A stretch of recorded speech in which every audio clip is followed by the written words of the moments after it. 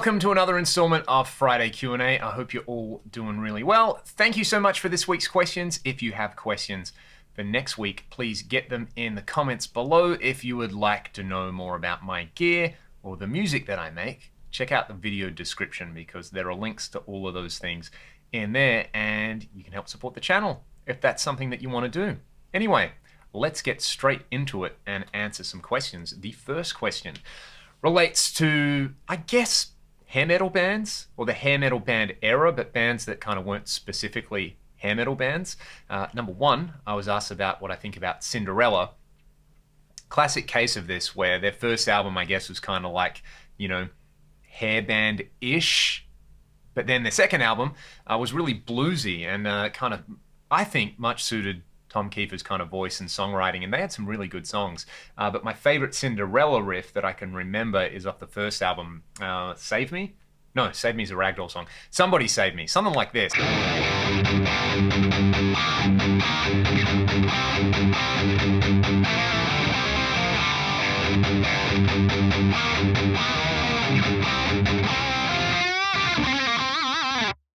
So yeah, Jeff LaBar on guitar. Really underrated player. I actually met his son Sebastian, who I'm buddies with now, and Sebastian played in a band called Mark 22, who, if you like the Ragdoll stuff, check out Mark 22. Absolutely awesome. And now he's a guitar player in Tantric and was on their latest album. So check that out. And Sebastian, if you're watching this, I love you, man. Take care of yourself. The other band was TNT, and I loved TNT and Ronnie LaTecro, still do. He might be the most underrated shredder. I know I say this about a lot of people. I say this about Chris Oliva as well, but I think Ronnie flies under the radar in Australia and the US anyway. Like the song Tell No Tales. I'll try it. I'm going to butcher it. This is what I can remember.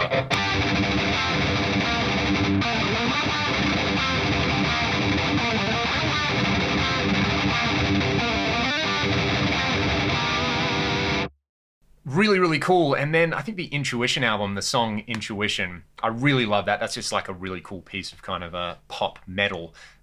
Really melodic. Tony Harnell, you know, sings ridiculously high, or could sing ridiculously high. I haven't heard any of the latest stuff, but I really liked the Starbreaker album that he did like mid-2000s. That was pretty cool. But the song Intuition, if you do it in drop C, this is how I would do it. You guys are kind of going to be like, well, that just sounds like kind of every second Ragdoll song and the way I voice chords, and it has a little bit to do with Ronnie and those TNT albums.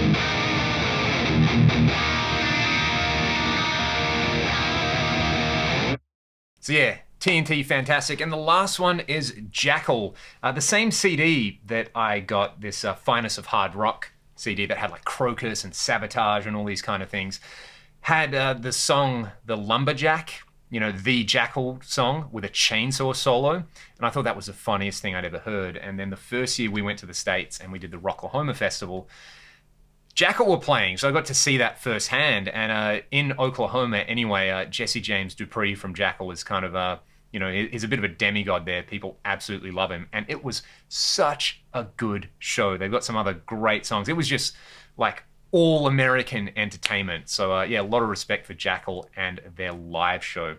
Really, really fun stuff. I don't know any Jackal riffs, so I'll just play some random noodles.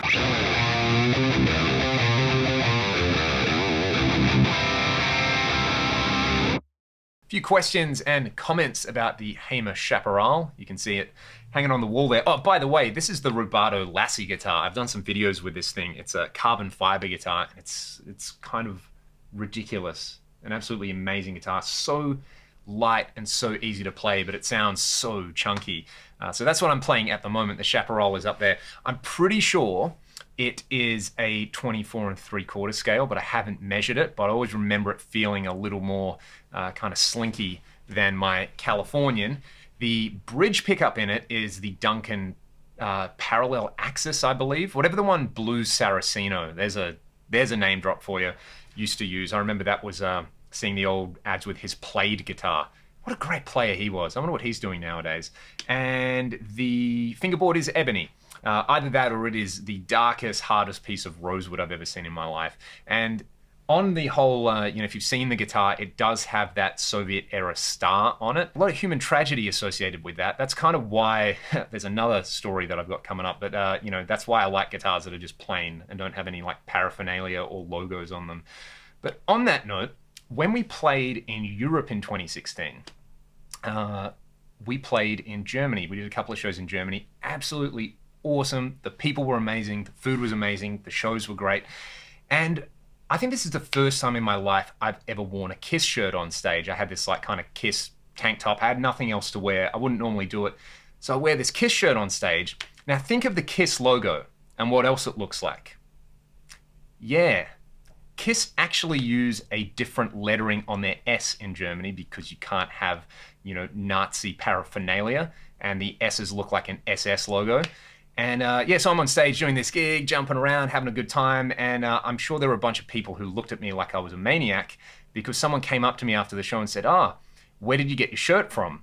And I was like, I don't know, Kmart or Target or something like that. And they're like, yeah, we can't buy those shirts here. And that was a classic Leon, foot in his mouth kind of moment. And they were really cool. They assured me that it really wasn't that much of an issue, and they explained the whole situation to me. So that was pretty eye-opening, and really drove home, how kind of sheltered and a lot of the time ignorant you are when you live outside of these places. So yeah, there's my foot in mouth Kiss story, essentially wearing, I'm sure to some people they looked at me and just went, well, this guy's an absolute moron. Why is he wearing that here? And I'm sure the same thing would happen if I played that guitar live. So that's why I like guitars that don't have any logos on them. There's my there's my story. There's my dumb thing on tour that I did of the week. And there are so many of these. Anyway, let's move along. Creating backing tracks. Is there a program to do that? I'll do a separate video on this at some point about how I would do that for like the 5 Killer Riff series, but I basically just program stuff and play it myself. So there's not like a magic program or anything like that. I use Slate drums. I've been using Submission Audio's Eurobass for all the bass stuff recently, unless there's stuff that's too hard to program, and I'll just try to play it. Like the Whitesnake video, which was, that was fun, trying to play Neil Murray's bass lines, because he's like one of the best bass players ever, and I certainly am not. So I'll do a video on that. You can go and watch my like how I make demos video instead, because basically the same process. And what else? Something else came up about that. Can't remember. Anyway, yes, I'll try and do some more stuff with that. We're doing some more lockdown jams that I'm mixing at the moment. So I'll do a breakdown of those again, because I'm doing a couple of little different tricks that I've picked up. Alrighty.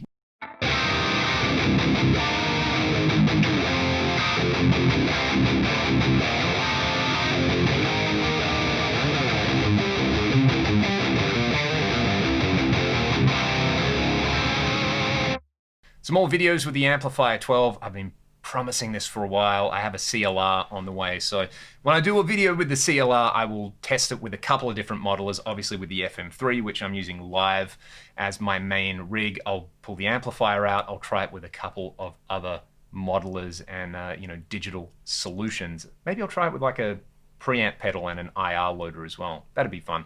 So yes, that is coming. I know I've been saying it for a while. I'm just slammed for content. I have this long list of videos that I am working through, and I feel like for every video I make, I write down 2 more that I want to make. So there's that. On the FM3, there's been a few comments like, oh, you can only really run 6 blocks on it and that kind of thing. It's fine. You can run plenty of blocks. It is pretty much, there's things I can do on this that I couldn't do on the AX8 that I'm super happy about. And the AX8 was plenty powerful. So if you're thinking about grabbing one of these, you can obviously go and watch my videos. Some of them showcase that you can definitely run more than 6 blocks. But in a lot of cases, you can run 4 blocks and get heaps and heaps of different sounds because you have 4 channels in a block. So it's like 4 by 4 by 4 by 4. You guys get the idea. And a reminder that if you want to get some of the foot switch toppers that I have a little affiliate link in the video description that will also go to support the channel.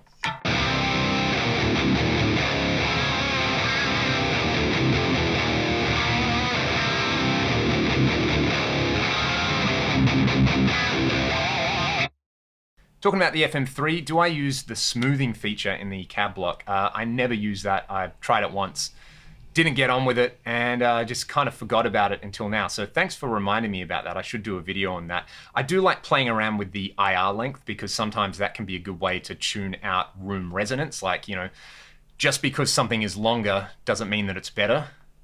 Am I right? Am I right? Anyway, yeah, sometimes you might have a room resonance at like, 400 milliseconds. So using an IR shorter than 400 milliseconds in that example might make sense. And I do like that that's adjustable in there. So yeah, that's kind of more of a fun one to play around with. I do hear more of a difference with that. There were a couple of other FM3 questions that I didn't write down, but I know one of them related to the multi-delay and the plex delay block, so I'm just going to do a separate tutorial video really focusing on those blocks because they are so awesome and so powerful. All right, music theory. Great question.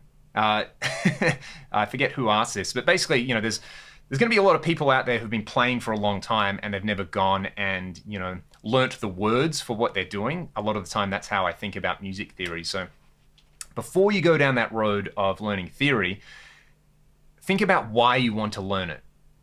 Do you want to learn it so that you can impress people by talking about how you know how to play the Lydian dominant mode all over the neck? Or do you want to do it so that you can get some fresh ideas for your songwriting or for your soloing? Or do you want to do it because you're really interested in, Baroque music and you want to transcribe some of it and you'd also like to have like a theoretical backing for that? It's good to know why you want to do these things. And there are plenty of great YouTube channels out there. Obviously, somebody like Rick Beato does great videos. 12 Tone is a really fantastic channel. Adam Neely's channel is great for all this kind of music-related stuff.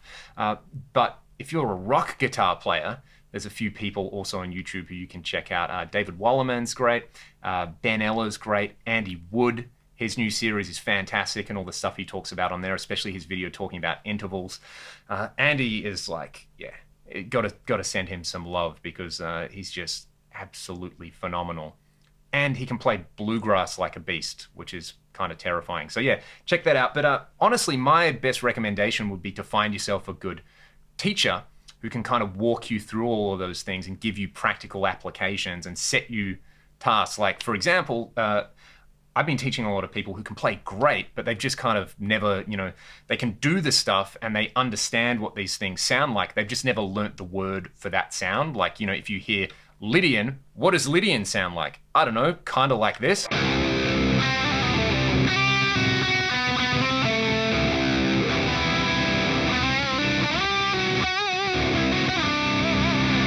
Or what does Dorian sound like, and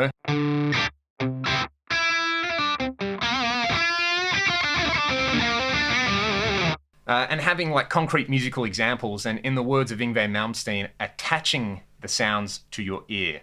So yeah, find yourself a good teacher and delve into that, but know why you want to delve into it. That's really, really important. Alrighty, what else is on my list? I'm going to turn some delay on a noodle for a bit while I read through the rest of the questions because I'm a total professional who prepares in advance.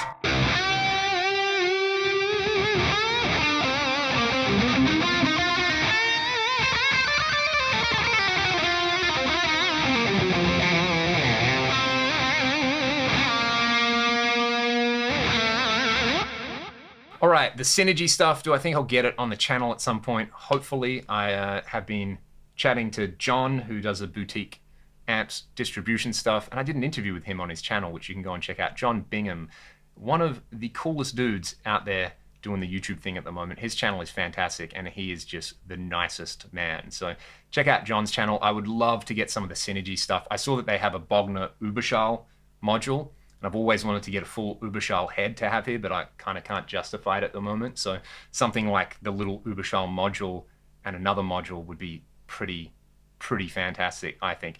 And the Tom Scholz Hyperspace pedal, trying to replicate it on the Axe effects.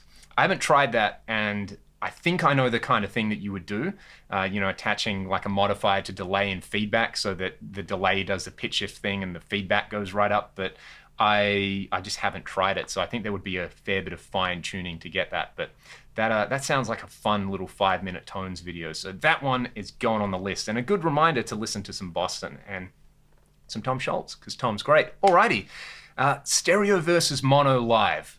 All right, let me do this. I'm gonna bring up, this is what I do on the FM3 anyway. I have the same preset, copied twice, and one is stereo and one is mono. And the only thing stereo about it is my delay. So in the stereo preset, I use a dual delay. You can watch my video on how I dial in delay. And basically it sounds like this.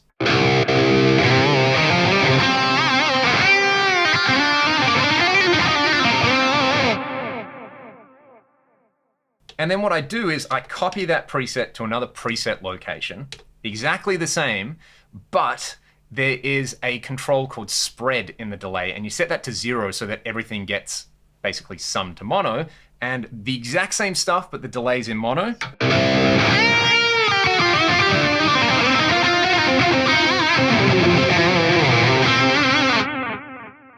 So I still have the two delays there, they're just not panned anymore. So I've found that I probably use the mono preset like 95% of the time live, just because it's one cable, it's easier to set up, it's less fuss. But if I do have time to sound check, and if we're playing through a big PA, I will use the stereo version. So the person who asked this was saying that they have 2 atomic CLRs. So just set it up like that, have your main preset with, you know, full on stereo, all the source, and another one where everything is summed down to mono. Alrighty, this is a question from my buddy, well, not even a question, a suggestion. We're gonna round this video out with some Ragdoll trivia. I want you guys to answer these in the comments, and the first person to get all of these questions correct. What will I do? I need to think of something that I can do for them. You know what? I will send you a download code to download our album Back to Zero. How does that sound if you get all of these correct? Alrighty, let's get into it. Question number 1. Which Ragdoll song features the line, "She wants to know if you even lift"? That's question number 1. Question number 2, Cam Barrett, drums for Ragdoll. What is his favorite band of all time? That might relate to a story that I told you earlier in this video. So that's question number 2. Question number 3. What was the first show Ragdoll ever played in the United States of America? Might also relate to something I talked about in this video as well. Ryan's bass guitar. What type of red bass does Ryan play? Brand and model number. And to round things out, what is the first song on the very first Ragdoll EP? It came out in 2011. The EP is called Ragdoll Rock. Why we let our management at the time talk us into calling an album Ragdoll Rock when we're a rock band, I don't know. It should have just been called Ragdoll. But what's the first song on there? The first person to answer all 5 of those questions, I think there was 5 questions, I will send you a link to download our album Back to Zero. And you know, if you can answer all of these, you probably already own that. So if you don't want to use that download code, you can forward it on to somebody and gift it to them and pay it forward. Alrighty, thank you so much for watching the video, legends. I will see you next week. Get your questions in the comments. Take care, be good to one another, and let's hear some silly lead guitar sounds on this very, very nice Rubato Lassie.